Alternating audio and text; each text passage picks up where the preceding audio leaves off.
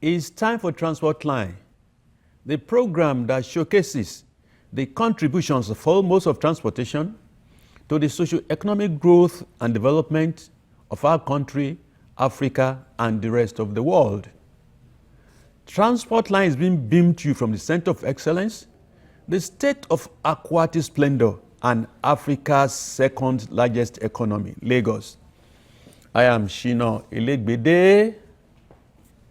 Thanks for being part of the program, and we say Bakadi Salah to all our viewers, especially our Muslim brothers and sisters. Vandalization of public infrastructure is not new, and it's no news in Nigeria. But what is giving one concern of late is the frequency at which transport infrastructure is being vandalized. Be it in the inland waterways, be it on the roads, and of late, the railway. Yes, the railway.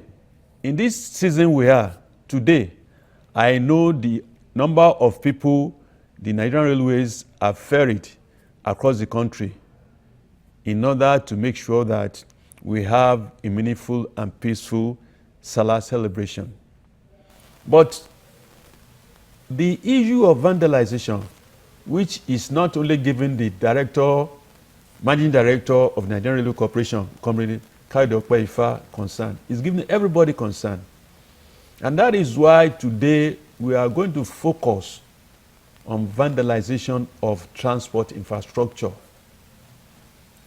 In this time of downturn in our economy, and the federal government is making every effort to make sure that we improve the economy. A lot of fund is being expended on public infrastructure renewal, and yet some people find it easy to destroy or vandalize those. Now, the railway, we all know the importance of railway, especially when you consider other modes of transportation. It's first among equal. Today, Okpeifa is doing a beautiful job, but with this vandalization, what do we do? How do we nip in the bud? I have with me on set my regular consultant when you talk about railway to look at issues of vandalization of railway infrastructures. The railway sleepers, and of course the tracks. How do we really nip in the bud? Enough of these rhetorics. What is the role of the railway police in all this? And what is the role of you and I? Because you see something, you say something. Paul Indibe, my railway consultant, is on set. Paul, you're welcome to the program. Thank you. Paul, I'm sure you must have read in the news the outcry of Dr. Kayode Okpeifa as regards the rate at which railway infrastructures are being vandalized. What is your view and what should be done? Yeah, thank you. Well, in your opening, you stated rightly that vandalization has been responsible for crippling some sectors of the economy, and is a crime. It's not just that it is a crime, but in the railway that is subdued in terms of lack of infrastructure, the available ones are being vandalized, not only on the scale, but on the depth of the vandalization, right from the track sections to bridge spans. And then, of course, workshop equipment is all over.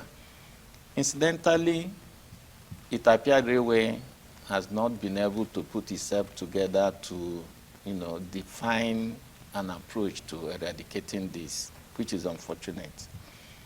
Secondly, because not all the sections of the railway route is operational now, so the idle ones appear to have been neglected. And railway as a wasting asset on its own, railway infrastructure, the continued isolation of those tracks that are not operational had also sort of opened up a window for criminals to maybe begin to feel that railway may not have put value on whatever is remaining. And they started to steal them, break them up, and dispose of them. It's very unfortunate. And it's a crime against the economy, and more serious action need to be taken, not necessarily on the railway side, but on the National Assembly side. Legislate in such a way that illegal disposal or buying or transaction on railway material should be a crime that should have heavy punishment that will be able to mitigate or to reduce. Exactly, large extent, eliminate issues of this sort. You see, you brought in the role of the legislatures in this, and I think that demands urgent attention. If you don't have buyers, there will be no sellers. And I'm referring to those, when they vandalize, they know where they are going to dispose. And this is where intelligence and criminal investigation directorate departments or units of whether the police, regular police, SSS, and what have you should come in. And what is your view on this? Yeah, well, before I get into that, one should be able to maybe identify why some railway assets are being looked upon as if they are wasting and no longer of use. And there are certain levels of action expected from the NRC to really checkmate some of these developments. And then on the part of the government, they also have a responsibility.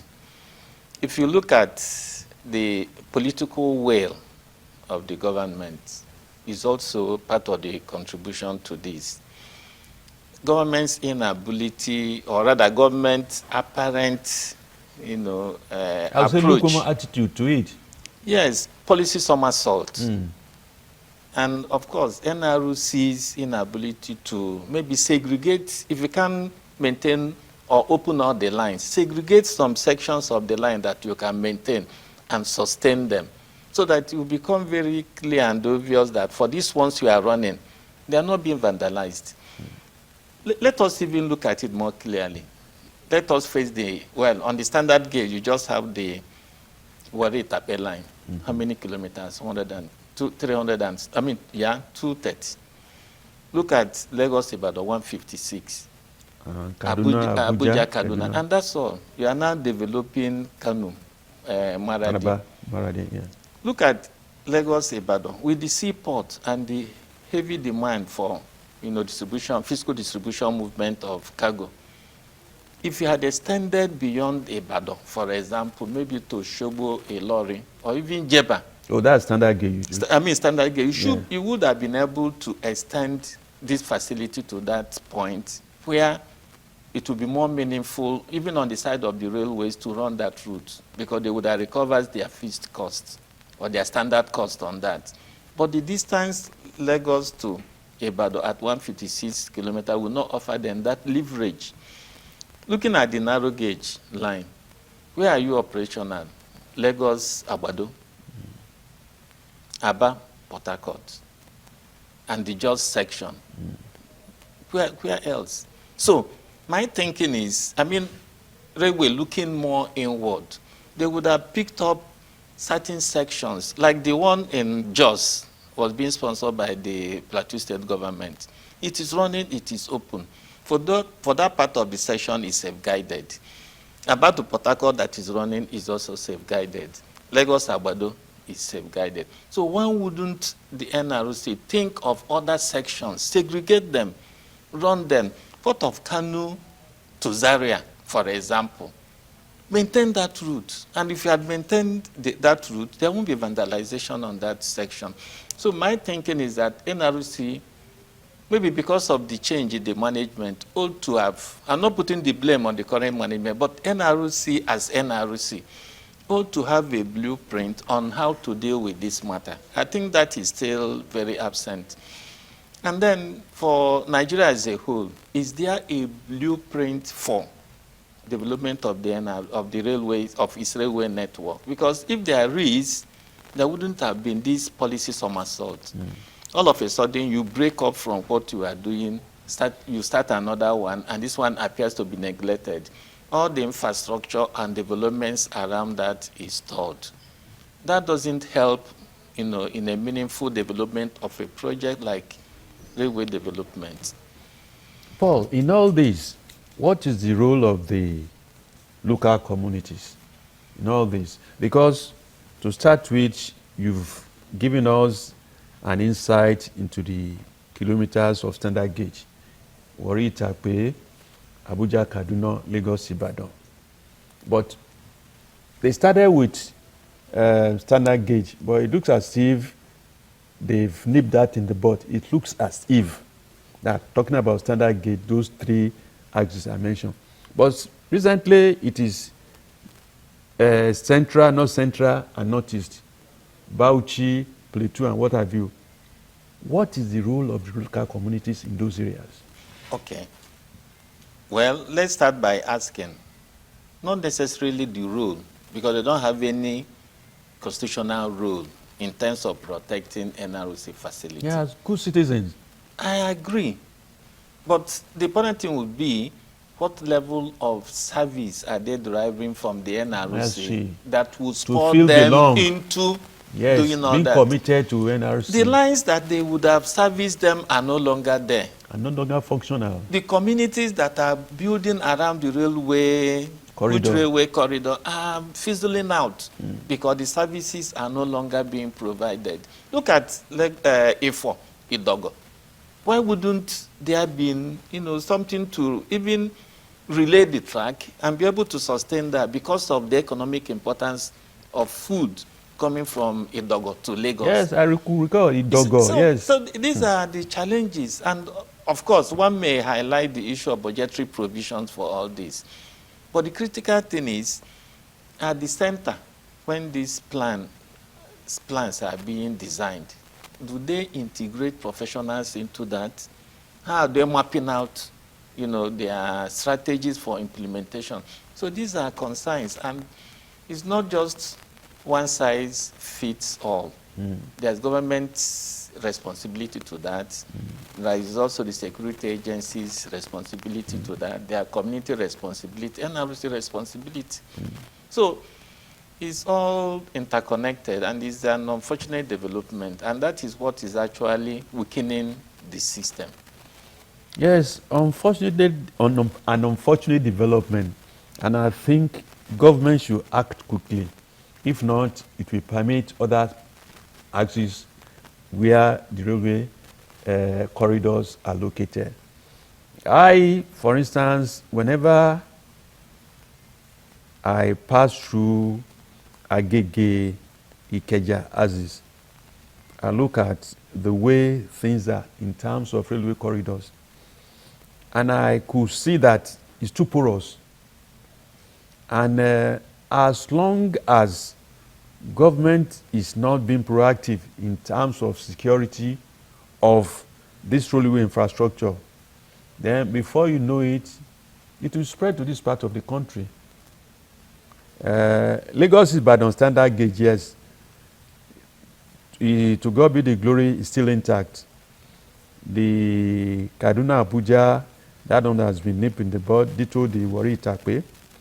But the but is that the Nigerian Railway Police Command should do something urgently.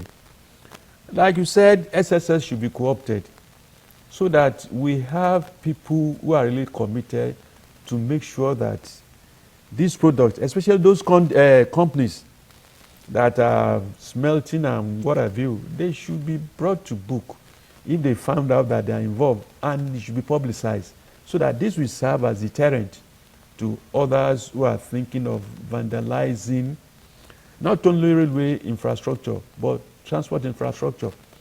Today we talk about the cost of logistics and transport and the negative impact it has on the economy. Paul, the way things are, the water is, navigational aids are being vandalized, are being stolen. Street lights Go to Lagos Ibadan from Long Bridge and what have you and see the way things are. Everybody is saying, yeah, bravo, Lagos Shagamu or what have you. But I tell you, what is on the ground by government to make sure that these things are not vandalized? Yeah. Well, like we stated earlier, is a very serious matter that deserves very serious attention. At the point railway were disposing their assets as scraps, I think that was a mistake. What they would have done was to aggregate whatever constituted scraps at the time and export them in exchange for newer track beds, sail paths, rail lines, machines, and all that. That would have, provided a scenario where you don't have these things circulating in Nigeria.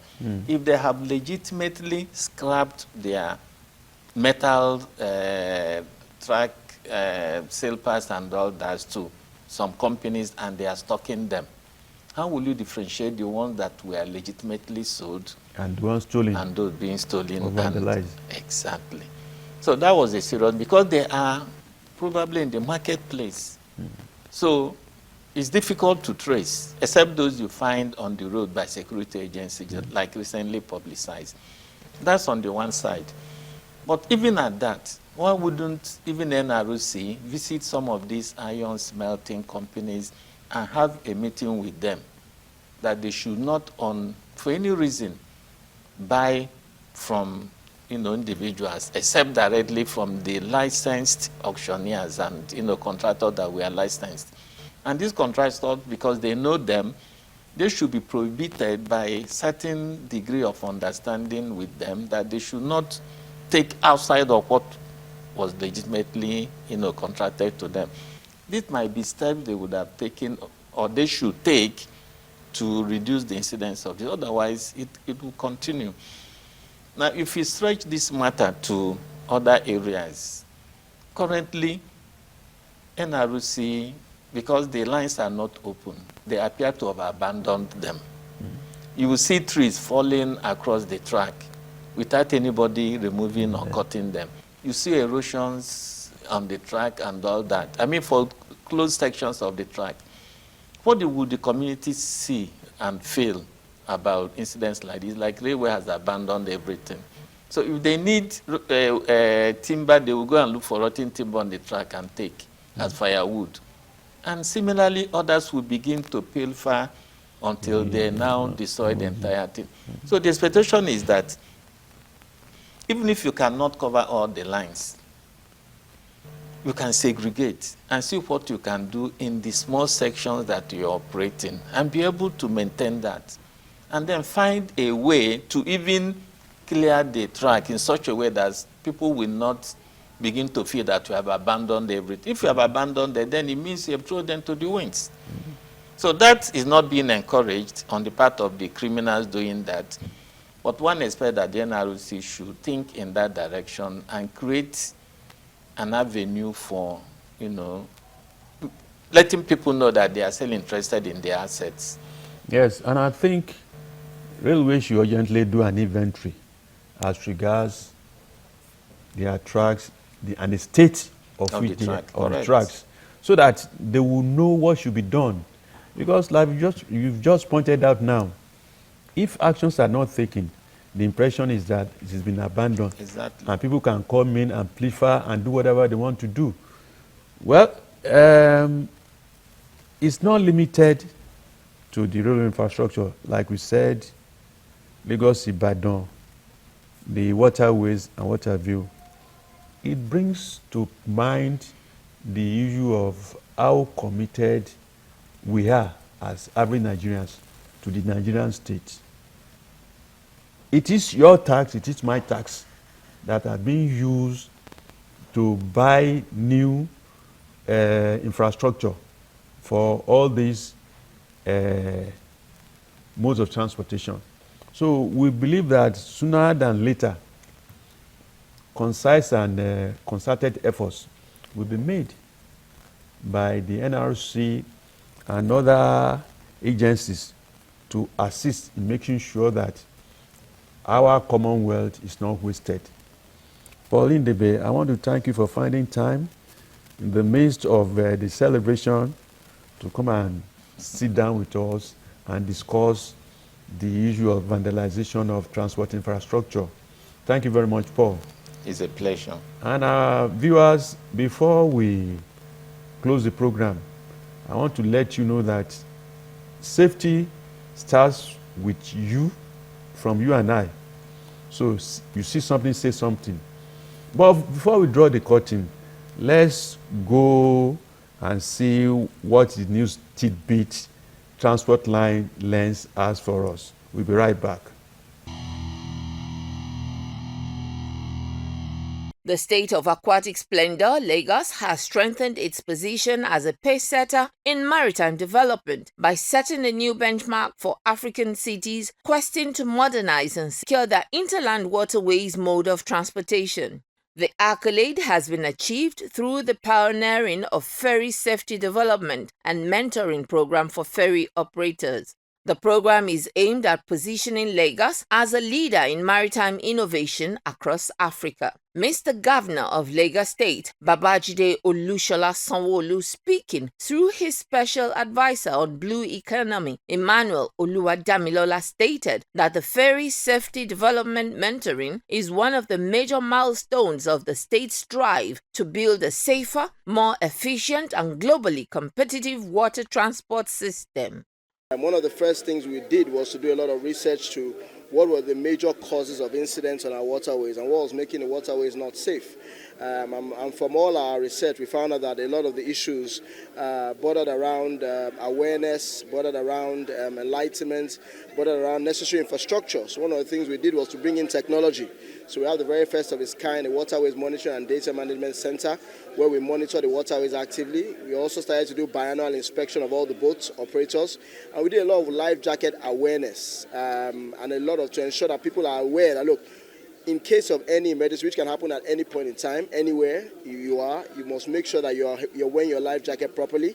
And of course, we also ensure that we enhanced our emergency and rescue services as well in Lagos. And I believe that all of this infrastructure, alongside the awareness and enlightenment, was able to help boost our safety measures. The 18-month capacity building program, which is being implemented through the Lagos State Waterways Authority, is expected to train 50 selected ferry operators, engineers, deckhands, and safety officers, amongst others. Participants will undergo hybrid training models that combine online classes, practical sessions, mentorship that deepens professionalism, and institutionalize a strong culture of safety on Lagos inland waterways.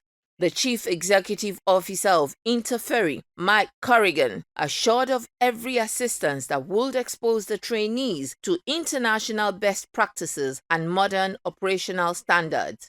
Interferry, which is partnering with LASWA for the program, is a global ferry industry association with consultancy status at the International Maritime Organization. The theme of the program is Bridging Gap, Enhancing Maritime Safety through Capacity Development and Mentorship.